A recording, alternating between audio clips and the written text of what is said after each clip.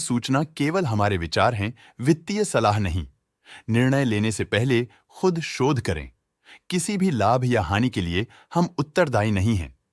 आज हम देख रहे हैं डीप इंडस्ट्रीज लिमिटेड के 2024-25 Q4 की consolidated financial performance. Starting with the sales, पिछले क्वार्टर से सेल्स में 8% का इंक्रीज हुआ है, मगर कंपनी ने पिछले साल के मुकाबले 40% का सेल्स इंक्रीज रिपोर्ट किया। Expenses 25.5% quarter on quarter increase हो गए हैं, जो साल भर के 35% के राइज के साथ अलाइन करता है। क्वार्टरली सेल्स के कंपैरिजन में एक्सपेंसेस इंक्रीज होना दिखाता है कंपनी ने एक्सपेंसेस मैनेज करने के लिए स्ट्रगल किया। हालांकि कंपनी ने एनुअली अच्छा परफॉर्म किया। ऑपरेटिंग प्रॉफिट, जो पिछले साल के कंपैरिजन में 50% अप हुआ है, quarter on quarter around -15% decrease हुआ है। Operating profit margin OPM annual basis पे 2% से इंक्रीज हुआ है और पिछले क्वार्टर के कंपैरिजन में -9% से डिक्रीज हुआ है। एक्सेप्शनल आइटम्स को ऐड करके अदर इनकम पिछले क्वार्टर के कंपैरिजन में -2975.5% गिर गई। बावजूद इसकी ईयरली डिक्लाइन -2180% हुई है।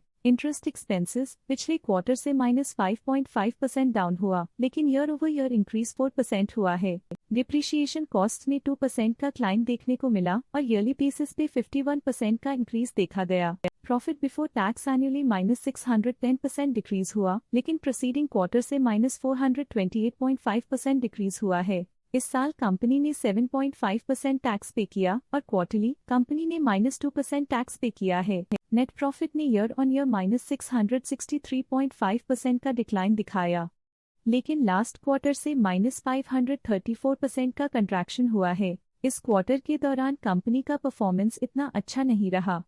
नेगेटिव नेट प्रॉफिट लॉसेस को इंडिकेट करता है। वहीं अगर एनुअल एनालिसिस की बात करें तो साल के दौरान कंपनी का परफॉर्मेंस अच्छा नहीं रहा। नेगेटिव नेट प्रॉफिट का मतलब है कि कंपनी प्रॉफिट के कंपैरिजन में नुकसान उठा रही है। अर्निंग्स पर शेयर EPS में ईयरली -670.5% का डिक्रीज देखा गया, लेकिन क्वार्टरली में लगभग 6 गुना की गिरावट भी नजर आई। इस क्वार्टर में कंपनी का EPS इतना अच्छा नहीं रहा। नेगेटिव प्रॉफिट कमजोर एफिशिएंसी को दिखाता है। डीप इंडस्ट्रीज लिमिटेड के फाइनेंशियल स्नैपशॉट को रिव्यू करते हुए कुछ मुख्य ट्रेंड्स सामने आए हैं जो कंपनी की परफॉर्मेंस पे रोशनी डालते हैं। मार्च 2022 से मार्च 2025 तक डीप इंडस्ट्रीज लिमिटेड की फाइनेंशियल जर्नी में सबसे पहले बात करते हैं सेल्स की। इस साल सेल्स में 35% की वृद्धि हुई है और पिछले 4 सालों में 79% की वृद्धि हुई है, जो एक निरंतर अपवर्ड ट्रेंड को दर्शाता है। पिछले 3 साल से सेल्स लगातार बढ़ती जा रही है, जो मार्केट एक्सपेंशन और कंज्यूमर डिमांड में वृद्धि को दर्शाता है।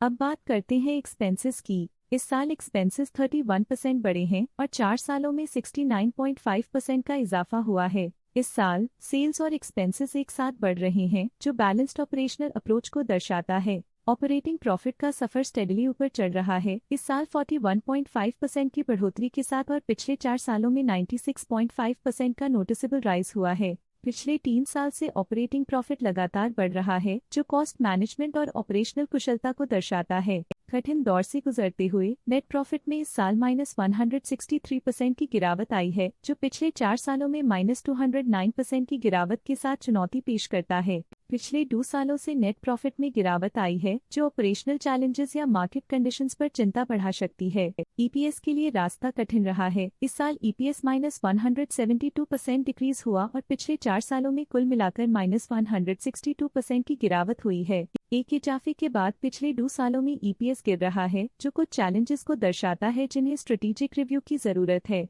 चलिए अब बात करते हैं शेयर होल्डिंग पैटर्न की। डीप इंडस्ट्रीज की शेयर होल्डिंग रिपोर्ट्स कुछ इस प्रकार की हैं, जो अननोन 2025 के तक चलता है। ये रिपोर्ट कंपनी के शेयर्स की डिटेल्ड जानकारी देता है, जिसमें promoters, promoter groups, foreign investors, public investors और सरकारी एंटिटीज शामिल हैं।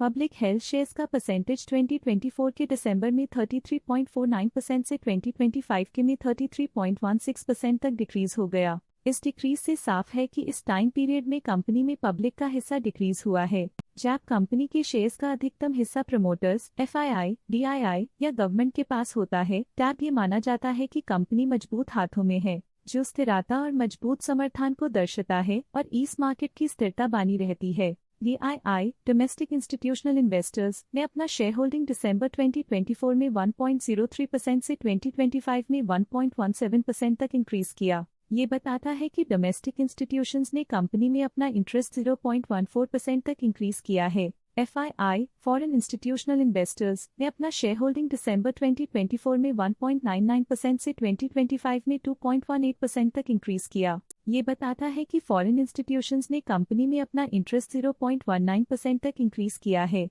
ये था कंपनी का करंट शेयर होल्डिंग पैटर्न। आज के लिए फाइनेंशियल सेक्टर में इतना ही। देखने के लिए धन्यवाद। स्टॉक लेटेस्ट न्यूज अपडेट के लिए चैनल को सब्सक्राइब करें और वीडियो को लाइक एंड शेयर करें।